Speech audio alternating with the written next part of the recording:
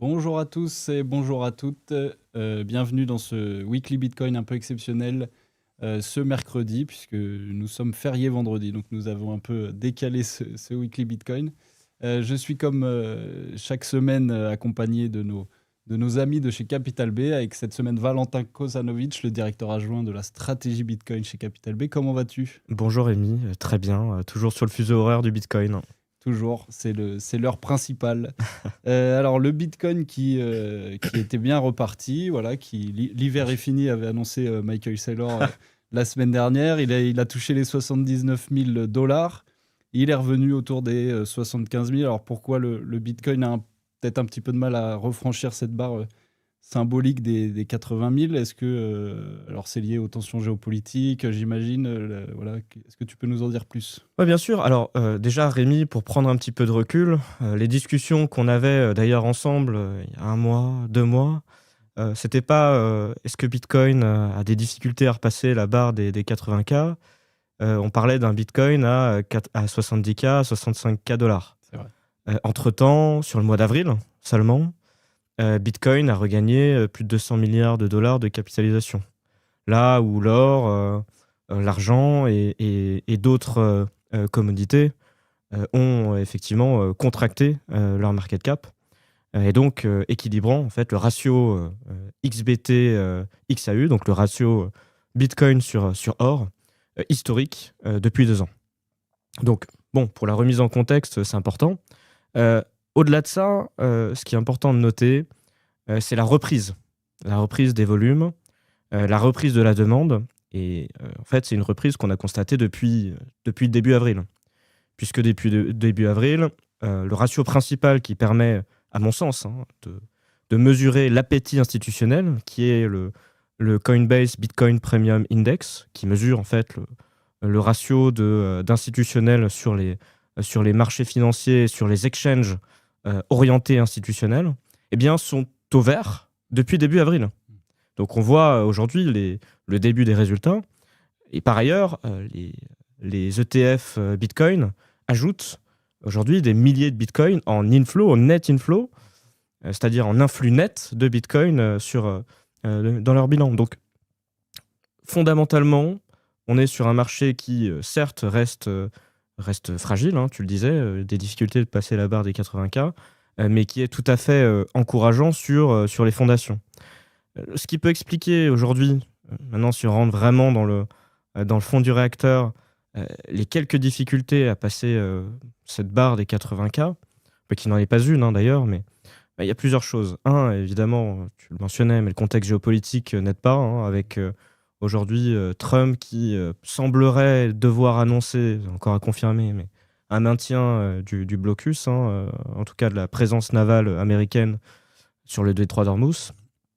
Couplé à cela, évidemment, les sujets américains, c'est-à-dire les sujets de dette et d'equity américaine. Il faut savoir que la plupart des grandes banques américaines, aujourd'hui, les grandes banques d'investissement, s'attendent à une contraction des fonds de pension de l'ordre de plusieurs dizaines de milliards de dollars, quand même relativement conséquent. Et donc une contraction qui amène, par voie de conséquence, une vente relativement massive de titres d'equity.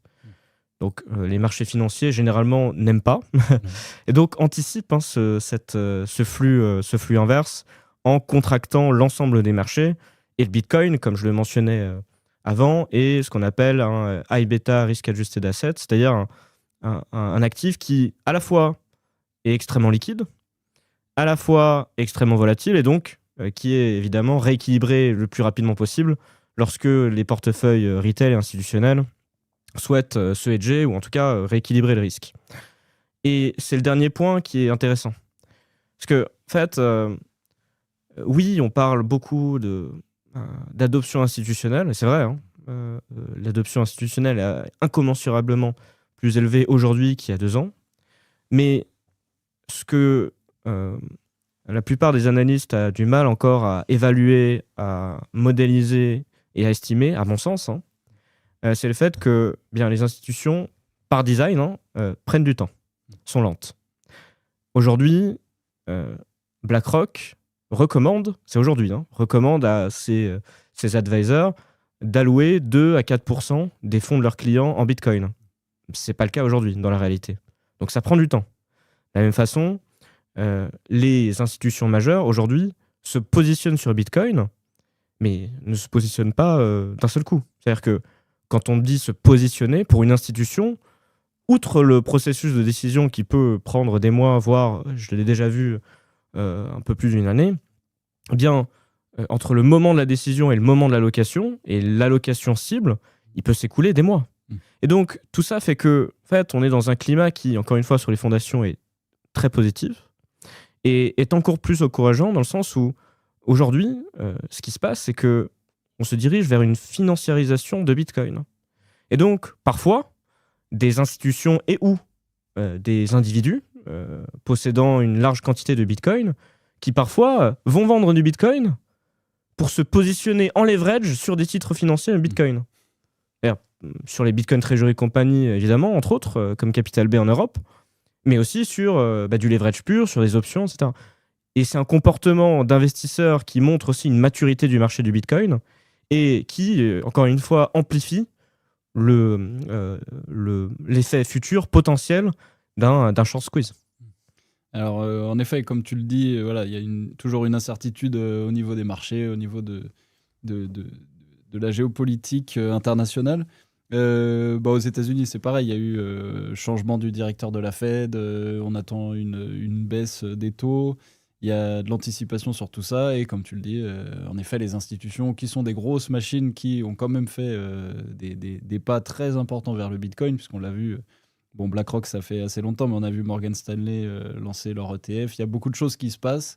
Et en effet, il faut aussi beaucoup de feu vert pour lancer un vrai bull run et un nouvel ATH du Bitcoin. Mais on a une belle consolidation. On se rend compte justement que malgré toute cette fluctuation, le Bitcoin tient bien et reprend des couleurs assez facilement quand le marché global se calme. Donc, c'est plutôt positif. Oui, bien sûr. Et puis, encore une fois, je le disais lors de notre dernier échange, mais les Morgan Stanley, les Vanguard, les BlackRock ne se positionnent pas sans avoir des modélisations derrière. Donc, évidemment, les institutions se positionnent et se positionnent sur la base d'estimations.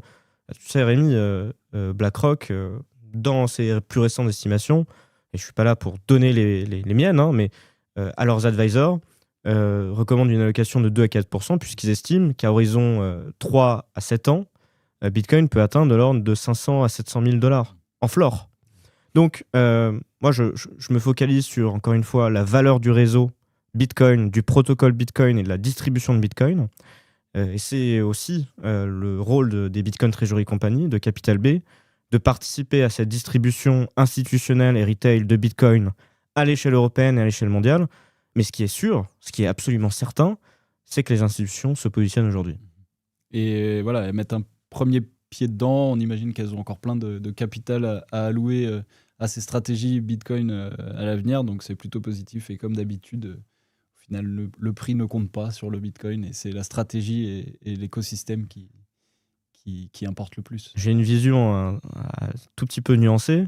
Le prix importe puisque, en fait, aujourd'hui, au vu du positionnement actuel et du potentiel futur, on a la potentialité d'acheter à discount. Oui, c'est vrai. Si tu veux, si on rapporte Bitcoin en parité or, aujourd'hui, Bitcoin avec la market cap de l'or, c'est 1,5 million de dollars par Bitcoin. Donc aujourd'hui, si on prend la parité or, évidemment, même si on prend 30%, Bitcoin est à un discount de 70-80%. Bon, je sais pas toi Rémi, mais moi j'ai très envie d'acquérir le plus vite possible un actif à un discount de moins 80%. Et ça me permet d'émettre une autre réflexion quand même. Parce que beaucoup d'analystes, encore une fois, beaucoup de bitcoiners comparent Bitcoin à l'or digital. Mais peu se posent la question de fondamentalement, qu'est-ce qui fait de Bitcoin l'or digital ? Et je me suis posé la question. En fait, l'or, Rémi, sais-tu comment l'or est produit ? Non. Alors, en fait, l'or n'est pas produit naturellement sur Terre. L'or que tu trouves sur Terre n'est pas produit naturellement puisqu'il n'y a pas assez de pression, il n'y a pas assez de chaleur pour produire de l'or sur Terre. D'accord. Donc l'or est produit dans les étoiles. Les étoiles qui sont en fait des soleils, qui produisent de la fusion, c'est-à-dire une libération d'énergie et une libération nucléaire d'énergie, hein, d'ailleurs, avec des taux de pression et de chaleur extrêmement forts.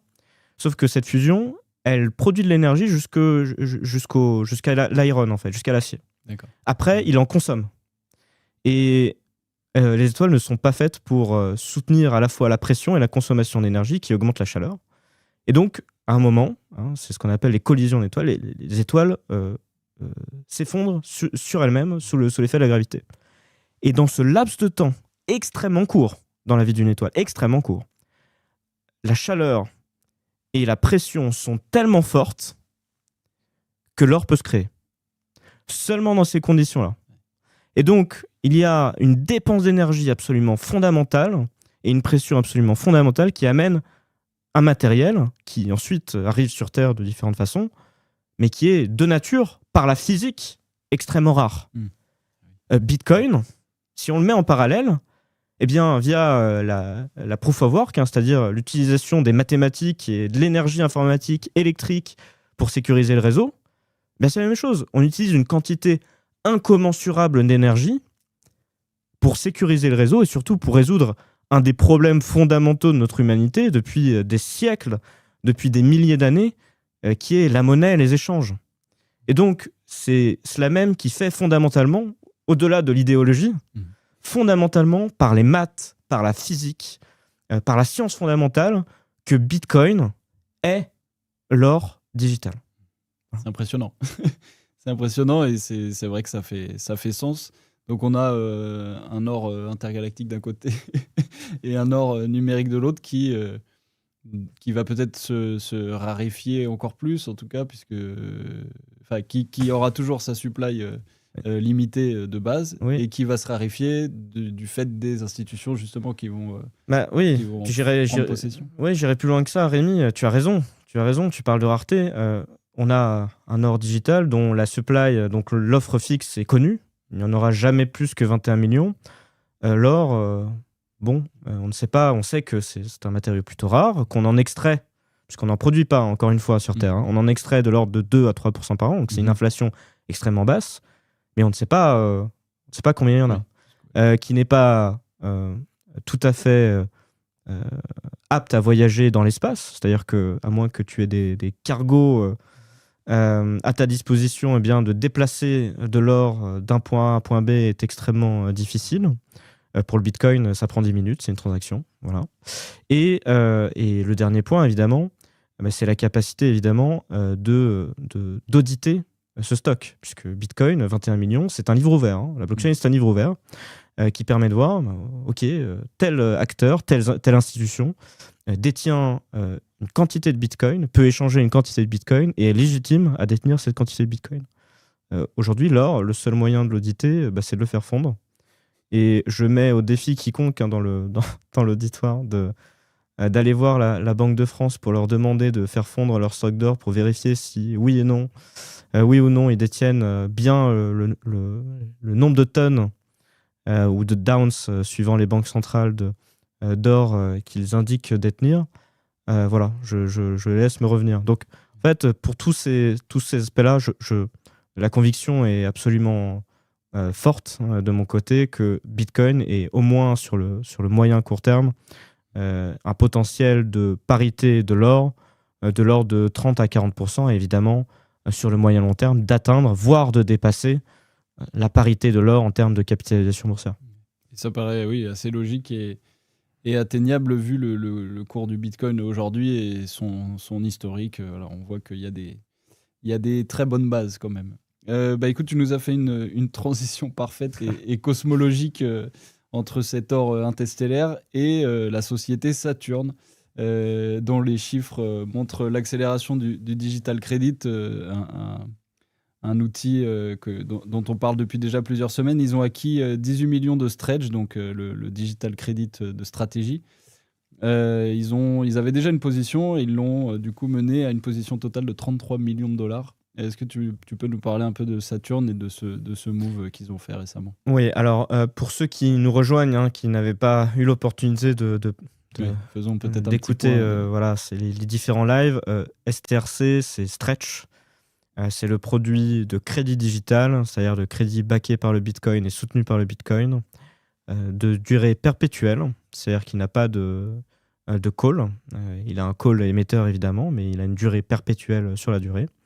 Et il a un rate, un return de 11 à 13%, suivant les émetteurs évidemment, avec un rate variable chaque mois, de sorte à maintenir une parité autour de $100. Aujourd'hui, Stretch, c'est à peu près 400 millions de dollars de volume par jour. Par jour. Stretch permet aujourd'hui à Stratégie d'acheter chaque semaine environ 10 à 20 000 BTC. Absolument gigantesque. Et c'est un produit qui existe depuis seulement 9 mois. Bon, des sociétés et des groupes comme Saturn Labs, ont décidé de pousser la distribution de manière relativement intéressante et de se dire, eh bien, on a le digital credit qui est Stretch. Eh bien, nous, on va proposer ce que Alfinet, d'ailleurs, qui est un des potentiels candidats pour être Satoshi, si on en croit les bookmakers, décrivait déjà dans les premières années, dans les forums Bitcoin, comme digital money. Eh bien, en fait, digital money, c'est la tokenisation du crédit digital. Et donc, Saturn Labs, via une stablecoin, propose cette exposition à Stretch et l'exposition aux intérêts, aux dividendes versés par Stretch. Et c'est absolument fondamental parce que, en fait, Saturn Labs aujourd'hui a un peu plus de. Effectivement, Saturn Labs et Apix, qui sont deux émetteurs relativement importants de crédit digital tokenisé, sont à plus de 100 millions de dollars de total value locked, c'est-à-dire de valeur totale sur le réseau. Et pourquoi c'est fondamental et pourquoi c'est important? Au-delà du fait qu'il y a certains acteurs qui, tokenisent le Stretch, tokenisent le digital credit, l'incluent aussi dans leur bilan. Certaines sociétés, Bitcoin Treasury Company ou autres d'ailleurs, incluent Stretch aujourd'hui dans leur bilan. Bien, c'est fondamental parce que l'iPhone, encore une fois, qui est un des produits les plus, avec le plus de succès, un des produits retail les plus de succès aujourd'hui, ne s'est pas fait seulement par l'ingénierie, il s'est fait par la distribution. L'iPhone n'aurait pas été l'iPhone s'il n'avait pas été distribué de façon extrêmement précise, diligente, intelligente et diversifiée à l'ensemble du public mondial. Bien aujourd'hui, ce que Stretch réalise, via évidemment le design de son produit, l'accessibilité et ses routes de tokenisation, eh bien, c'est une détention par du retail d'un produit qui est normalement relativement institutionnel, des actions de préférence avec une durée perpétuelle. C'est pas un produit de nature retail. Bien aujourd'hui, Rémi, Stretch est détenu à 70-80% par du retail. Et donc, ces initiatives-là, comme celle de Saturn, participent à créer une couche de troisième niveau. En fait, une couche de troisième niveau qui vient au-dessus du digital credit et qui peut s'apparenter au digital money. Et je vois très bien un avenir relativement proche où on passe d'acteurs tout à fait innovants comme Saturn, comme Apix que je mentionnais, vers des banques. Je vois bien des banques demain proposer des comptes de dépôt avec un rendement de, admettons, 7-8%, ce qui est déjà considérable pour le détail, évidemment. Powered, c'est-à-dire avec comme sous-jacent le digital credit. Les instruments digital credit évidemment existants, comme Stretch, comme SATA, produit par Strive, on en parlera peut-être, et les instruments évidemment de crédit digital existants ou futurs, européens, qui seront émis par des acteurs leaders européens. Et donc, il y a aussi tout l'enjeu, à la fois pour les Bitcoin Treasury leaders sur leur marché, sur leur juridiction, mais aussi pour les institutions financières qui aspirent non seulement à être leaders, mais en fait à survivre. C'est une question de survie. Eh bien, de proposer ces comptes de dépôt avec un rate qui ne sera pas dans quelques années le rate supérieur, mais qui en fait sera le rate de marché, le rate de benchmark. Et en effet, on en parlait déjà, mais que en effet les banques et Et toutes les institutions ont plutôt intérêt à proposer justement cette exposition au Bitcoin via le digital credit le plus rapidement possible, puisque le retail en fait déjà la demande, j'ai l'impression. Mhm. Mais alors, donc Saturn, on peut rappeler, Valentin, ce que c'est. C'est une plateforme d'exchange. Alors non, Saturn, c'est un protocole qui s'appuie sur des stablecoins, ce qu'on appelle qu'on stake, c'est-à-dire qu'on détient et qui produit un yield, un rendement. Et ce rendement, eh bien, à la différence de nombreux produits relativement exotiques sur la DeFi, eh bien, ce rendement s'appuie sur un instrument financier réel qui est Stretch.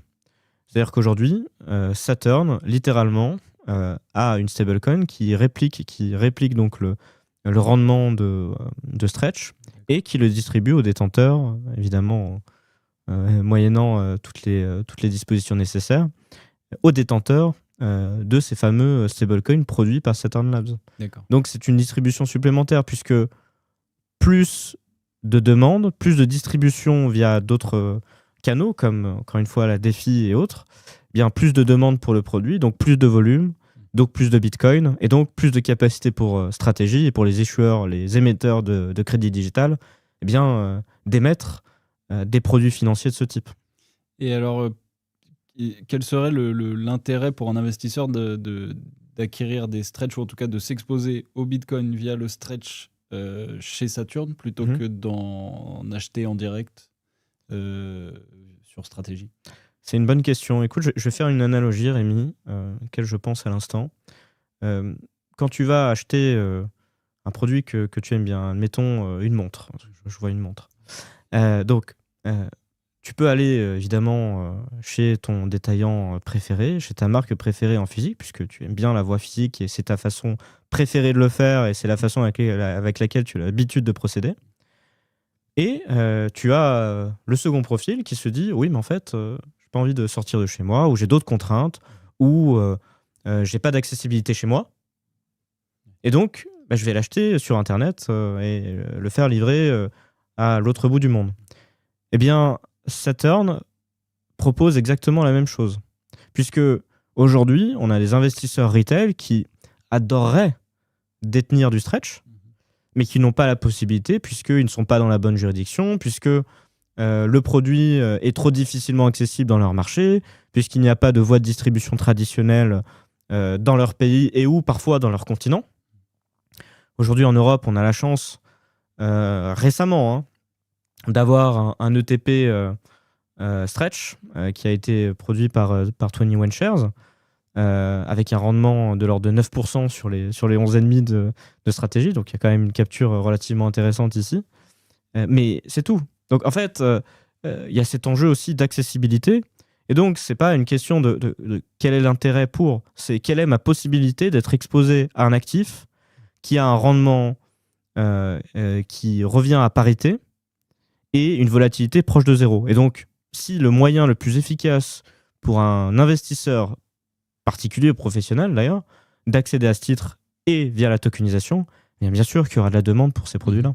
S'ils en ont acquis pour 18 millions de dollars, on imagine en effet que la demande est là et qu'ils sont prêts à... En effet, puisqu'ils ont déjà des clients historiques qui peut-être préfèrent passer par eux et rester dans le même écosystème. Et je ne serais pas surpris, Rémi, qu'on ait cette même discussion dans 2 ou 3 mois et qu'on parle du passage des caps du 1 milliard en TVL. Puisque, en fait... Et là, ils en sont à 100 millions de dollars, c'est ça? C'est ça, exactement. Qu'ils ont passé récemment. Donc, en fait, évidemment, au vu de la croissance des produits de digital credit aujourd'hui, sous 9 mois, qui s'est multiplié, en fait, de plus de 20 fois en un an, aucun produit de la finance traditionnelle n'a réussi à faire une telle performance. Aujourd'hui, les ETF Bitcoin sont les ETF les plus rentables, littéralement, des banques d'investissement américaines. Et aujourd'hui, évidemment, ont tout l'intérêt aussi des banques européennes qui y réfléchissent, qui émettent des ETP comme BNP Paribas, on en discutait il y a quelques semaines. Donc, en fait, tout ça est un mouvement qui, je le disais, prend du temps, puisque les institutions, et bon, je le sais par expérience, puisque j'ai travaillé de de très belles années auprès des plus grandes institutions financières françaises et européennes, eh bien, les processus de décision et d'allocation prennent un temps absolument faramineux, mais c'est un temps qu'ils utilisent pour se positionner, et la matérialisation de ce positionnement est, je pense, difficilement estimable pour le cerveau humain. Et bah excellent, en tout cas ça montre que voilà, ces nouveaux instruments de crédit, on le vent en poupe et sont demandés un peu partout sur la planète, et on espère qu'en Europe, voilà, ça prenne aussi la même direction qu'aux États-Unis. On va aller. Alors, Metaplanet, il me semble que c'est une entreprise japonaise C'est ou correct, américaine. C'est ça, c'est correct, japonais. c'est tout à fait. On en a déjà parlé. Ils ont fait une nouvelle levée pour acheter du Bitcoin, encore une fois. 8 milliards de yens d'obligations ordinaires à 0%. Alors, tu vas nous expliquer évidemment ce que c'est pour financer l'achat de Bitcoin, donc environ 50 millions de dollars. Metaplanet qui continue une acquisition assez régulière. Oui, alors Metaplanet, qui, pour ceux de l'audience qui entendraient ce nom pour la première fois, qui était originellement une société d'hôtellerie, ils détenaient des hôtels, et ils ont décidé en avril 24 de switcher vers une stratégie de Bitcoin Treasury Company. À l'époque, ils étaient les deuxièmes au monde après stratégie, en tout cas hors des US. Et aujourd'hui, considérée comme la deuxième Bitcoin Treasury Company pure player tradable aujourd'hui, puisqu'on a certains candidats évidemment à cette deuxième place, comme BSTR, qui se prépare et qui devrait arriver sur le marché à horizon fin mai, début juin. Mais aujourd'hui, Metaplanet est un mastodonte. Évidemment, on regarde de ce que peut faire Stratégie, mais est un mastodonte des Bitcoin Treasury Company, et aussi issueur, émetteur de crédit digital. Oui, c'est ce que j'allais te demander. Metaplanet a émis bien 2 produits, en tout cas est dans le process d'émission, puisqu'ils ne sont pas encore cotés, listés et distribués. D'accord. Mais a réalisé des placements pour 2 produits qui sont Mars et Mercury, qui sont 2 instruments perpétuels, donc des actions de préférence, qui pour l'une mimique stretch, c'est-à-dire évidemment perpétuel avec un coupon sec qui se base sur un cours à 100 et qui a pour objectif de revenir à parité et de produire plus de volume. Et l'autre qui est davantage, pour ceux qui évidemment sont sensibles à ces produits-là, davantage proche d'un strike STRK qui donc ajoute une dimension de convertible, c'est-à-dire la possibilité à partir d'un certain niveau de prix pour le détenteur de cette action de préférence de la convertir, ou en tout cas de la redeem contre des actions de la société mère. Donc c'est des produits qui sont relativement intéressants, mais aujourd'hui qui ont quelques difficultés à être mis sur le marché pour plusieurs raisons, d'ailleurs rendues publiques ou pas pour certaines par Metaplanet. Mais toujours est-il que c'est une question de temps. Et donc entre-temps, évidemment, Metaplanet a des objectifs extrêmement élevés, d'ailleurs que ces derniers ont accéléré lors du bull market, c'est-à-dire qu'ils ont revu leurs estimations à la hausse, en tout cas les estimations de temporalité à laquelle ils atteindraient leurs objectifs d'1% de la supply de Bitcoin. Et donc, la nécessité pour Metaplanet, c'est aussi de continuer à émettre les produits qui ont fonctionné traditionnellement pour eux. Donc, c'est passé par, il y a quelques semaines, les options. Et aujourd'hui, de nouveau, effectivement, des obligations à 0%, avec donc un partenaire historique qui s'appelle Evo Fund, de l'ordre de 50 millions de dollars, là où, en fait, on parle d'un remboursement qui va être progressif, puisqu'il va se faire, pour rentrer dans la technique très rapidement, qui va se faire progressivement suivant les proceeds, c'est-à-dire les gains venant de ces moving strike warrants, c'est-à-dire des BSA avec un prix d'exercice mouvant, qui là aussi sont émis en partenariat avec Evofund. Donc c'est une manière extrêmement agile, extrêmement intelligente de continuer à accumuler agressivement du Bitcoin et de continuer leur partenariat aussi institutionnel, en alliant, encore une fois, je disais, les options, l'equity, avec des instruments de dette plus traditionnels.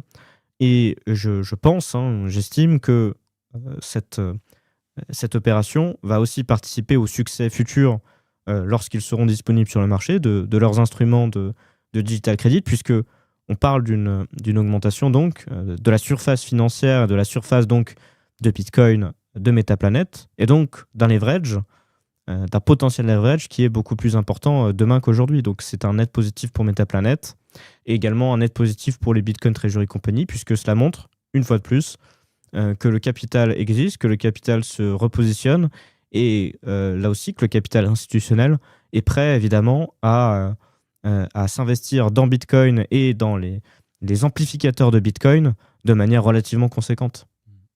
Oui, on voit que même en Asie, ce marché-là prend et se rend de plus en plus disponible. Et on voit que une Bitcoin Treasury Company, même à l'autre bout de la planète, a finalement les mêmes méthodes d'accumulation, la même manière, la même fréquence, au même moment. C'est un peu, voilà, tout ça est très synchronisé. Donc ça en dit long aussi sur ce marché-là et son avenir.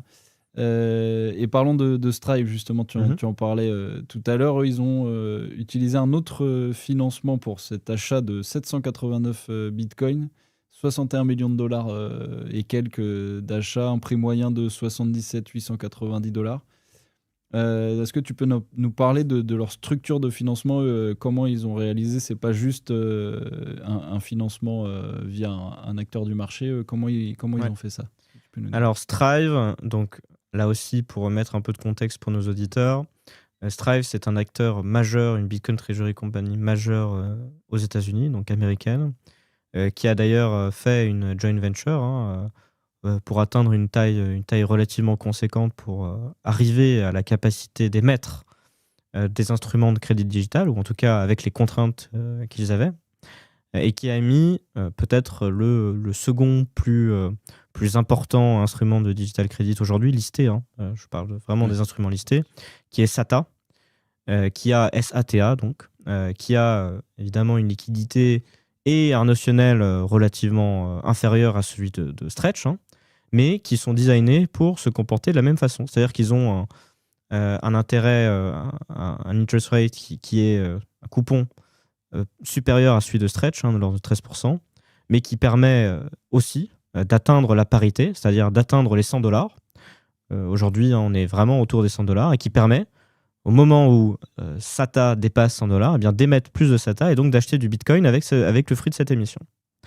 Donc le modèle de Strive, qui est intéressant, et qui est différent fondamentalement de celui de Strategy, c'est que dès le départ, Strive s'est positionné comme un émetteur cœur de digital credit. C'est-à-dire un émetteur qui bénéficie d'une amplification supérieure à celle de Strategy, c'est-à-dire qu'il se focalise sur le digital credit, pas sur l'equity, pas sur la dette. Strategy aujourd'hui a quelques milliards encore de dettes convertibles outstanding, c'est-à-dire restantes, mais vraiment sur le crédit digital. Par ailleurs, Strive a très bien compris la machine absolument gigantesque qu'est Stretch, puisque Strive eux-mêmes détiennent plusieurs dizaines de millions de dollars de Stretch. Oui, c'est marrant, voilà. Ils proposent le même instrument avec un meilleur rendement en plus, mais ils ont quand même décidé d'investir. Oui, mais c'est là où, effectivement, c'est là où on vient au nœud du problème à Trocor. Un meilleur rendement ne veut pas dire un meilleur produit. Puisque les meilleurs produits, eh bien, c'est les produits qui seront, encore une fois, les leaders sur leur juridiction. C'est-à-dire qu'il y a quand même un gros premium, et on l'a vu avec Strategy, un gros premium à l'entrée sur les marchés locaux, le marché asiatique, le marché européen, bien sûr, avec un avantage compétitif absolument gigantesque pour les émetteurs de crédit digital présents ou futurs, qui auront compris les besoins des investisseurs locaux, qui auront compris les contraintes légales, les contraintes opérationnelles de chaque juridiction, et qui trouveront les moyens les plus élégants d'émettre les produits de crédit digital majeurs. Si on se focalise sur le marché américain, puisque c'est le point ici avec Strive, bien, en fait, la concurrence, c'est un produit qui certes a un rendement relativement inférieur, mais qui a plus de 50 ans de dividendes à son actif. Et donc, les investisseurs retail et institutionnels, ils se concentrent sur ce qu'on appelle le risk adjusted return, c'est-à-dire le rendement ajusté par le risque. Et dans rendement ajusté par le risque, il y a rendement, ça c'est une certitude, 13 versus 11,5, mais il y a aussi risque. Et donc, en fait, c'est très rapide de faire les maths, de se dire quel est le ratio de leverage, quelle est la capacité pour une société de payer ses dividendes, puisque c'est ça dont on parle. Oui, C'est-à-dire... parce que 2% en plus de rendement, ça équivaut Voilà. finalement pas à grand-chose sur le court terme, mais sur le long terme, ce qui compte, c'est qu'on puisse continuer d'avoir ce rendement et ces dividendes. Exactement. Je suis convaincu que ça n'est pas la taille du notionnel du produit qui est absolument déterminante, même si elle est importante. C'est vraiment la composition du produit, à la fois en termes de rendement et en termes de, évidemment, ingénierie financière, mais aussi en termes de risque et surtout la position relative qu'elle représente par rapport au bilan d'une société. Donc, qu'importe la taille du notionnel, ce qui est important, c'est de présenter aux investisseurs, et d'ailleurs aux investisseurs de chaque juridiction, puisque, en fait, si on prend l'exemple des investisseurs européens, par exemple, on est sur des investisseurs de type, évidemment, obligataire, donc qui sont historiquement moins prônes au risque. Eh bien, on a une adaptation à faire sur chaque juridiction et chaque profil et chaque catégorie d'investisseurs. Et Strive l'a compris, évidemment. Et d'ailleurs, ils font un travail absolument exceptionnel pour l'adoption du digital credit. Et cela montre également qu'il y a un marché à prendre, même sur le marché américain qui est ultra dominé par stratégie, bien d'avoir un ou plusieurs émetteurs de digital credit, bien que ma conviction reste, et je l'avais partagé précédemment, qu'il y aura un winner takes most ou 2, 3 winners take most par juridiction. On voit déjà que l'écart s'est un peu creusé entre stratégie et le reste du classement quand même, puisqu'ils ont un peu plus de 810 000 bitcoins, et Strive qui est 9e au classement mondial et donc 8e au classement aux États-Unis, en a 14 557 du coup récemment. Mais c'est aussi intéressant de voir que cette compétition est quand même très saine, j'ai l'impression, dans cet écosystème des Bitcoin Treasury Companies à travers le monde sont quand même saines, sont un peu main dans la main, en tout cas en cette période actuelle. Peut-être que ça va changer à l'avenir, mais j'ai l'impression qu'il y a quand même une compétition qui est très saine. Alors c'est intéressant ce que tu dis, parce qu'on parle évidemment de compétition, puisqu'on est sur un marché avec des liquidités limitées, et donc une capture de Bitcoin limitée évidemment.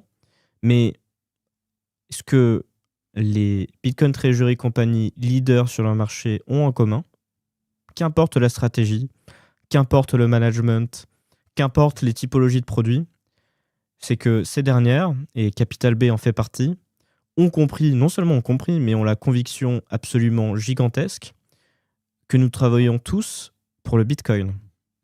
Et donc, quand on travaille pour quelque chose qui nous dépasse, bien, l'union n'est pas un choix, c'est une nécessité.